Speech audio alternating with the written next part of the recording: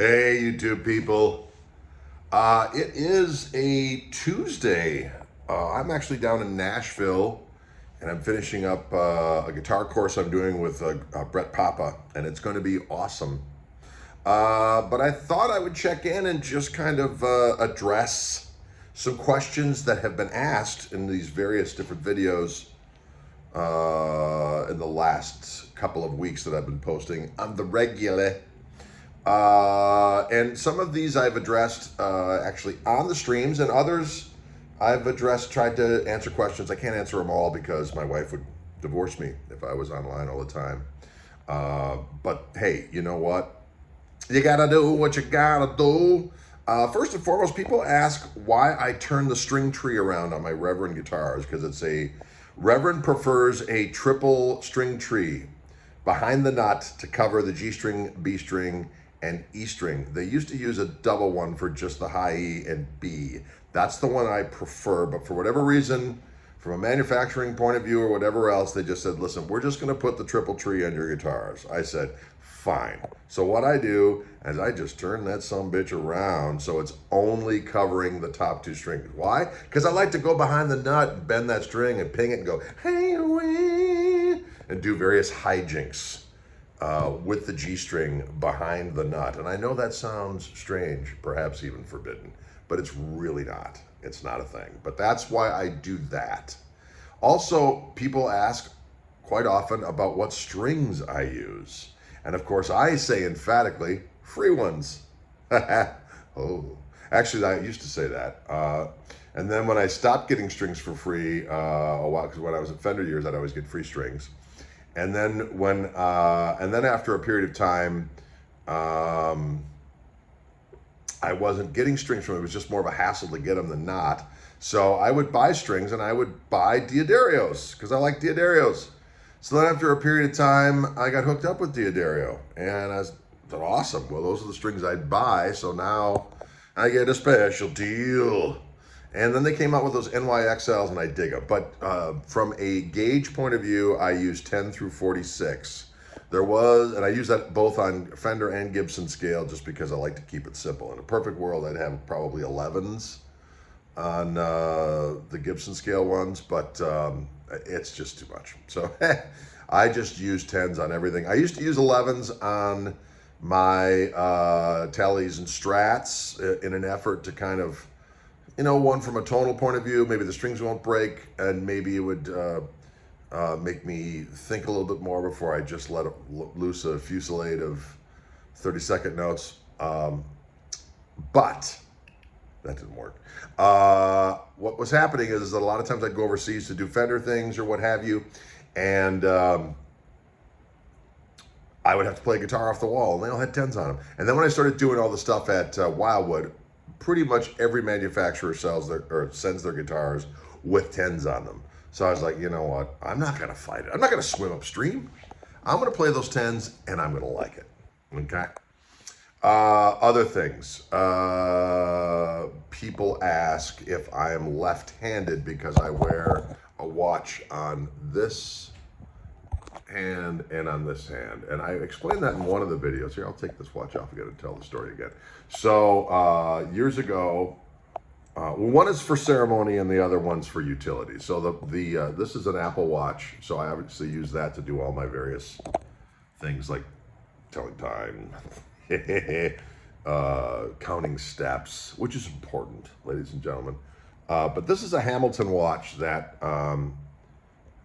what happened was, I've told this story before, but I'm going to tell it again concisely here. When I proposed to my lovely wife, she knew it was coming. So she had gone out and she had purchased this watch. And so when I asked her to marry me, she did not utter a word. She just produced this watch, and as you can see there, it says, printed on the back there. Can you see that? It says yes. So needless to say, this watch has significance. There was a while where I wasn't wearing it because I cracked the glass on it, and I needed to get it repaired. So I finally got it repaired again. So I just wear it on my right wrist instead of my left wrist. I was wearing it for a while, both things on the left wrist. My wife's like, that's ridiculous. I was like, okay. And so I started to put it on my right wrist. So I am thoroughly right-handed, folks. I am not left-handed. Although when I first started wanting to play guitar, I thought I would play left-handed because Jimmy did when I was a kid. It seemed to feel better that way, but then I realized, no, I'm right-handed, so therefore I got to do the right-handed thing on the guitar, that kind of stuff there. And then also people have asked about my hats. People have asked also, is that the hat, one of the Beanie designs on the bass drum of Dylan's drum set? Yes, it is. So years ago, I was watching a Jaco Pastorius documentary, and I was sick and tired of wearing those newsboy hats, wearing those backwards. It's like, you know what? I can't do it anymore. I need something new, cover my scalp. And so I was watching this Jaco Pastorius documentary, rockumentary, if you will, jazzumentary, what? And both him and Joe Zawinul back in the day in Weather Report would wear these funky beanies. So I searched online. I think I put in Jaco beanie, Joe Zawinul beanie, and it led me to the Etsy page of one Denise Porter, whose husband was a bass player, and he was modeling a couple of these beanies that she'd made that were in the style of the aforementioned Weather Reportians. So I proceeded to buy them, and then I started buying more and more, and struck up kind of a little online back and forth with Denise. And then finally I said, you know, people have been asking about these hats. I sent them to you, but could I buy them wholesale and sell them? She's like, absolutely. So now we're her biggest customer. I just got a huge shipment in for our Paul Gilbert tour because I'll sell out of them. But people buy them like it's going out of style. You can also get them on my website. And GregKoch.com, a place of power. What else? I also, people ask about Skull Ring. And I got that in England because I wanted to keep, I was in Italy actually, not to location name drop at this juncture in time, but there's a buddy of mine named Pier Paolo who used to put on this guitar festival. And he came to our gig, and he's an older cat, but he's a hip dude. We saw Hendrix back in the day when he came to Italy for the first time. He saw the Beatles. And they were in Italy. That's a great story as well. Anyway, we started shooting the breeze. He goes, oh, you're going to London? He goes, you should really check out this jeweler shop. That's where you can get a skull ring like he said, it used to be called the something frog, and now it's called something. I can't remember what it was called, but I knew it was called at the time. So when I got to London, and when we were there in October, I told Dudley Ross, I said, who's our tour manager, a booking agent, also a great musician. I said, hey, Dudley, I need to go get a skull ring at this place. So we had limited time. And there was no parking in this part of London. It was a very hip part of London. So he dropped me and the boys off. He's like, listen, I'm not going to tell you to hurry up, but hurry up. And so I went into the shop, I found the skull ring, and I tried it on, and it fit on my pinky. And they're like, well, we can refit it for whatever finger you want, but it takes about an hour. I said, pinky ring it is. And so I purchased it right then and there. And it's kind of cool. Kind of good, clean fun. Then people ask if this is a Goros feather. It is not. When I was down for a photo shoot with Devin Allman for the blues record, he's like, you need something to break up that t-shirt. He goes, let's get you a little necklace. And so I popped that on, and I was like, oh, that's cool. I didn't know Goros from Toros. So I wore it for the thing, thought it was cool, gave it back to him. Then I proceeded to go to Sweetwater in Fort Wayne, Indiana for the Guitar Fest, and I ended up doing a video and jam and interview kind of back and forth with the great Nathan East, who I was a big fan of, and I'd met like here and there over the years, but never had a chance to really play with him or hang with him. So that was fantastic. And as we were doing it, I noticed that he had a feather around his neck. I said, hey, where'd you get that thing? I'd like to get one of those. I used one for a photo shoot, and it really seemed to break up the t-shirt. And he said, oh, I got this from Eric Clapton. I'm thinking, of course you did. And then he proceeded to say that it was Goros. And I was like, oh, okay. So I go online, I look up Goros, and I realize, oh, they're a pricey commodity. And then I talked to my buddy Chris Brush, who's kind of Devin's right-hand man, tour manager, occasionally merch guy, you name it. He does all kinds of stuff for old Devin. And Brushy was telling me about this Goros thing, and that, you know, Derek Trucks and, John on Air, and all these different people who have these Goros feathers get them in Tokyo. The story is this gentleman who was in this Goros character who was in Japan, kind of went to America and was living with Native Americans, really embraced their culture. They embraced him. He was like all in, and he was an artist, and he ended up making these feathers, and they are highly coveted. The guy passed away now, but the deal was that you had to go to, I think it's Tokyo, some part of Tokyo, where you got to go to the shop at a certain time. You got to stand in line to buy one of these doggone feathers. And if you see them online, they get kind of pricey. But apparently, if you're there, they're only about $500. So when the Allman Betts band were just in Tokyo doing some gigs, Brushy was going over there, and he was saying to me, "Hey, I'm going to go get a Goros feather over there." I was like, "Shit, could you grab me one?" He goes, "I need $500 in cash." So I gave him $500 in cash. The only problem was I was the fourth person that asked him. So he was going to go over there, stand in line, and get 4 of them because he had to connect through the Tedeschi Trucks camp. So he went to the place at the right time, hooked up with his connect, but they only allow him to buy 2, and I was 4th in line. So he sent me my money back. So anyways, then we did a photo shoot again, and I ended up wearing this for the photo shoot again, and then Devin just said keep it. So, but this is not an orig. It is a copy, I guess you'd say. I really don't care all that much. Although it'd be kind of, if I could get the orig, I'd get the orig, I suppose. But I didn't get one. I got my $500 back, ladies and gentlemen. What else we got for you today? We sent out we try to be judicious with our emails, ladies and gentlemen. My son Dylan is in charge of Email Frontier, but I have got so much stuff in my back catalog, both from educational, I've got like 20 titles with Hal Leonard, ranging from really easy guitar stuff to my crazy guitar stuff to DVDs and all this different content, and people don't know about it because Hal Leonard didn't advertise it. They got a million things they're advertising, and mine is at the bottom of the list at this point in time. So we sell a lot of books when we do gigs there at the merch table and whatnot. So we've been trying to build the mailing list because the mailing list is a way that we have direct contact with our fans, and there's no middle person. So, you know, as much as you can advertise or do content things online, there's still algorithms and skullduggery to have to deal with. But when you have a mailing list, you have direct contact. So we try not to abuse that connection. And so we did a thing for a while where, anyways, we're just trying to get more and more people to sign up for the mailing list, and it's been working great.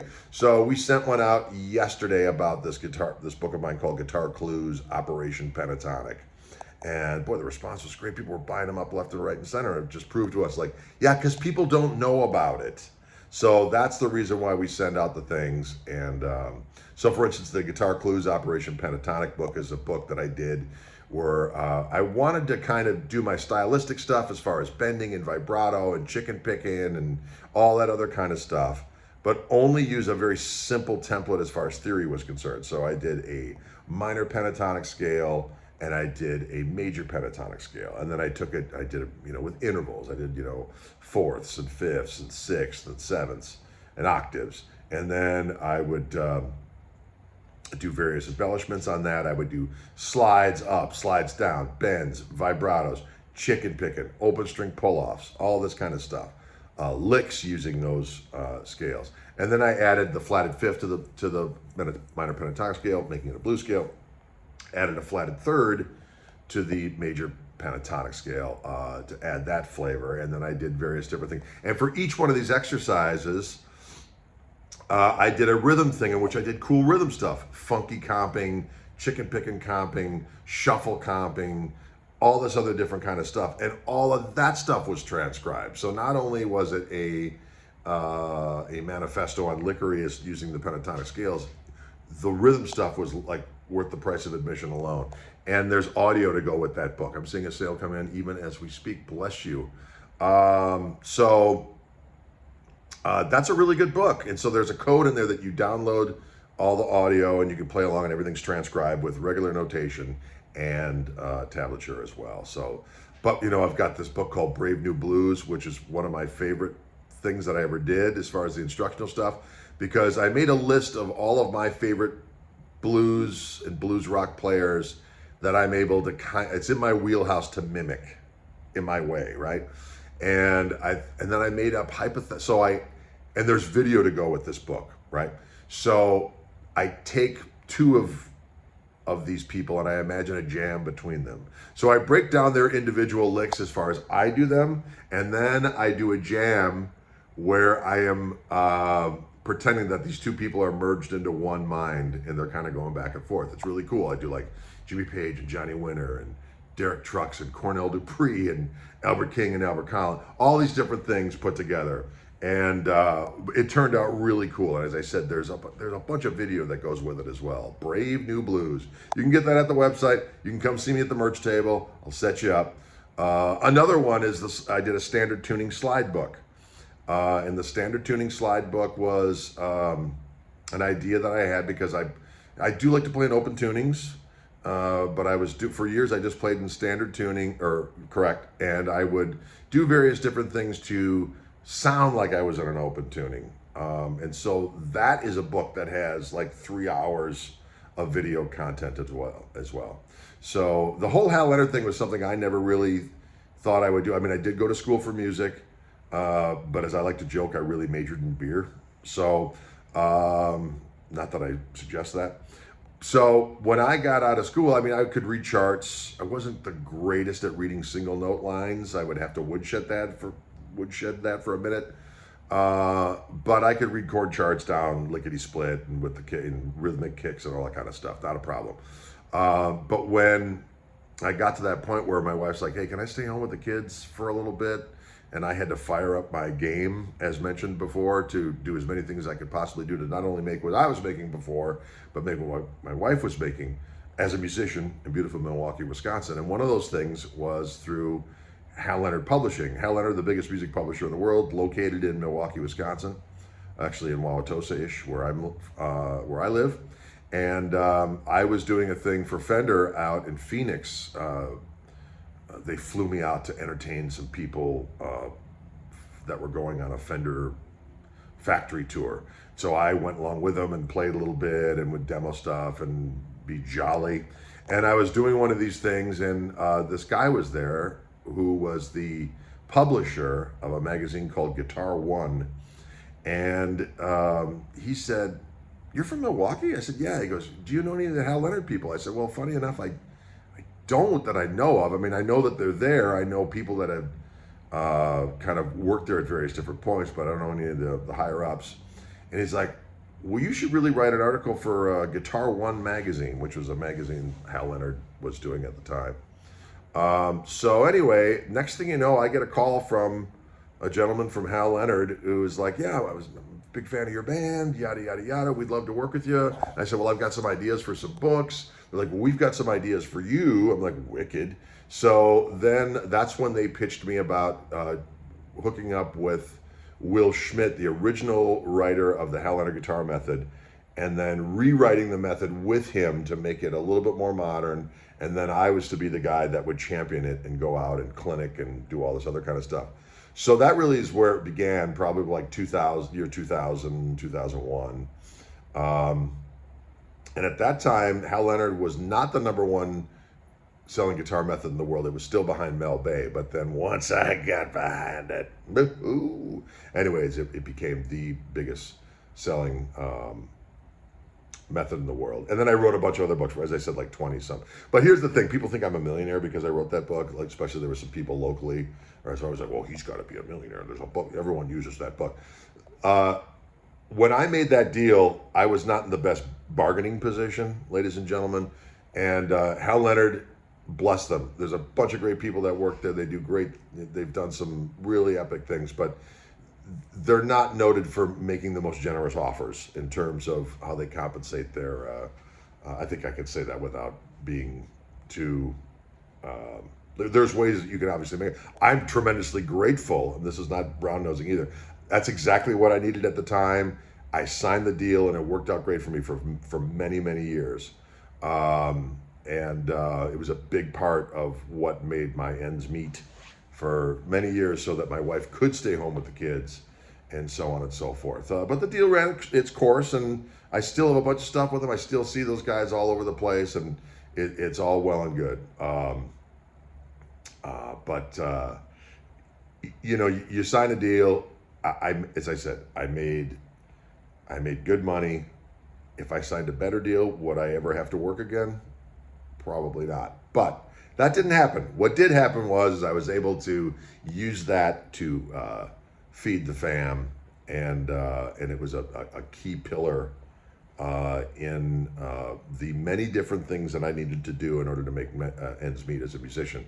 Now it doesn't really count as a huge part, but me selling these books now as like my own store, both on the website and at gigs, is how I make my money through Hal Leonard now. So it's all well and good. As I said, you know, when people say it is what it is, it's a true statement. I mean, some people hate that expression, but nothing could be more true than it is what it is. You know what I'm saying? Anyways, folks, Brett's about to pick me up. I thought I would just check in today and do like a random story time. I hope you weren't bored silly. And if you are, you could just like not watch. But if you enjoy the tales, I'm glad that you do. I'm grateful that you do. And we'll see you cats on the flippity flop.